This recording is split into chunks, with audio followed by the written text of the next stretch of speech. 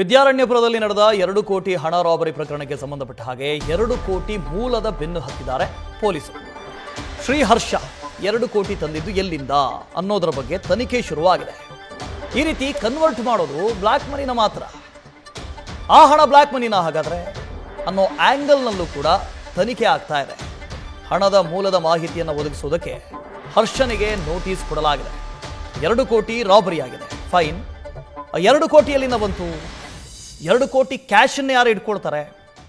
ಮನೇಲಿ ಯಾರಾದರೂ 2 ಕೋಟಿ ಕ್ಯಾಶ್ ಇಟ್ಕೊಳ್ತಾರ? ಬಟ್ ಇವರು ಇಟ್ಕೊಂಡಿದ್ದಾರೆ.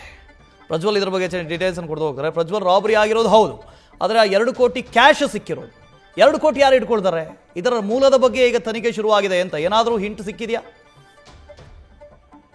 ವಾಸುದೇವ್, ವಿದ್ಯಾರಣ್ಯಪುರದಲ್ಲಿ 2 ಕೋಟಿ ರಾಬರಿ ಪ್ರಕರಣಕ್ಕೆ ಸಂಬಂಧಪಟ್ಟಂತೆ ಪೊಲೀಸರಿಗೆ ಸಾಕಷ್ಟು ಅನುಮಾನ ಅನ್ನುವಂಥದ್ದು ಈಗ ಈ ಒಂದು ಪ್ರಕರಣದಲ್ಲಿ ಮೂಡ್ತಾ ಇರುವಂತದ್ದು. ಕಾರಣ ಏನು ಅಂತ ಹೇಳಿದ್ರೆ, ಇಲ್ಲಿ 2 ಕೋಟಿ ರೂಪಾಯಿ ಹಣವನ್ನ ಈ ವರ್ಗಾವಣೆ ಮಾಡುವಂತ ವಿಚಾರಕ್ಕಾಗಿರ್ಬೋದು ಅಥವಾ ಹಣವನ್ನ ಕನ್ವರ್ಟ್ ಮಾಡುವಂತ ಒಂದು ವಿಚಾರಕ್ಕೆ ಸಂಬಂಧಪಟ್ಟಂತೆ ಆಗಿರ್ಬೋದು, ಇಲ್ಲಿ ಇವರ ಬಳಿಯಲ್ಲಿ ಇದ್ದಂತ ಹಣ ಯಾವುದು, ಇದಕ್ಕೆ ಇವರು ಎಲ್ಲಿಂದ ಈ ಹಣವನ್ನು ತಂದಿದ್ದಾರೆ, ಅವೆಲ್ಲದ್ರ ಬಗ್ಗೆ ಕೂಡ ಈಗ ವಿದ್ಯಾರಣ್ಯಪುರ ಪೊಲೀಸರು ತನಿಖೆಯನ್ನ ಮಾಡ್ತಾ ಇರುವಂತದ್ದು. ಕಾರಣ ಏನು ಅಂತ ಹೇಳಿದ್ರೆ, ಇಲ್ಲಿ ಶ್ರೀಹರ್ಷ ಈ ಹಣವನ್ನ ಎಲ್ಲಿಂದ ತಂದಿದ್ದಾರೆ, ಅದರ ಮೂಲ ಯಾವುದು ಅನ್ನೋದ್ರ ಬಗ್ಗೆ ಪೊಲೀಸರು ಈಗ ತನಿಖೆಯನ್ನ ಕೂಡ ಮಾಡ್ತಾ ಇರುವಂತದ್ದು. ಹರ್ಷ ಬೇರೆಯವರ ದುಡ್ಡನ್ನ ಏನಾದ್ರೂ ತಂದಿದ್ರ ಅನ್ನುವಂತ ಒಂದು ಅನುಮಾನ ಕೂಡ ಈಗ ಪೊಲೀಸರಿಗೆ ಉಂಟಾಗ್ತಾ ಇದೆ. ಹಾಗಾಗಿ ಅವರು ಕೂಡ ಆ ಬಗ್ಗೆ ತನಿಖೆಯನ್ನ ಕೂಡ ಮಾಡ್ತಾ ಇರುವಂತದ್ದು. ಇನ್ನೊಂದು ಕಡೆಯಲ್ಲಿ 2 ಕೋಟಿಯನ್ನ ಈ ರೀತಿಯಲ್ಲಿ ಕನ್ವರ್ಟ್ ಮಾಡೋದು ಬ್ಲಾಕ್ ಮನಿ ಮಾತ್ರ ಅನ್ನೋದ್ರ ಬಗ್ಗೆ ಸಾಕಷ್ಟು ವಿಚಾರಗಳು ಇರೋದ್ರಿಂದಾಗಿ ಆ ಹಣದ ಮೂಲವನ್ನ ಕೇಳ್ತಾ ಇದ್ದಾರೆ. ಅಂದ್ರೆ ಅದಕ್ಕೆ ಇನ್ಕಮ್ ಟ್ಯಾಕ್ಸ್ ಅನ್ನ ಕಟ್ಟಿದ್ರ, ಅದಕ್ಕೆ ಸಂಬಂಧಪಟ್ಟಂತೆ ನಿಮ್ಮ ಬಳಿ ಯಾವ ದಾಖಲೆಗಳಿದೆ, ಹಾಗಾದ್ರೆ ಆ ಹಣವನ್ನ ನೀವು ಎಲ್ಲಿಂದ ತಂದ್ರಿ, ಅಂದ್ರೆ ಬ್ಯಾಂಕ್ ನಿಂದ ಸಾಲ ತಂದಿದ್ದೆ ಅಂತ ಹೇಳಿದ್ರೆ ಆ ಒಂದು ಯಾವ ಬ್ಯಾಂಕ್ ನಿಂದ ಸಾಲ ತಂದ್ವಿ ಅನ್ನೋದ್ರ ಬಗ್ಗೆ ಕೂಡ ಇಲ್ಲಿ ದಾಖಲೆಯನ್ನ ಕೊಡ್ಬೇಕಾಗುತ್ತೆ. ಅಷ್ಟೇ ಅಲ್ಲದೆ ಈ ಹಣಕ್ಕೆ ಇನ್ಕಮ್ ಟ್ಯಾಕ್ಸ್ ಅನ್ನ ಇವರು ಕಟ್ಟಿದ್ದೇ ಆಗಿದ್ರೆ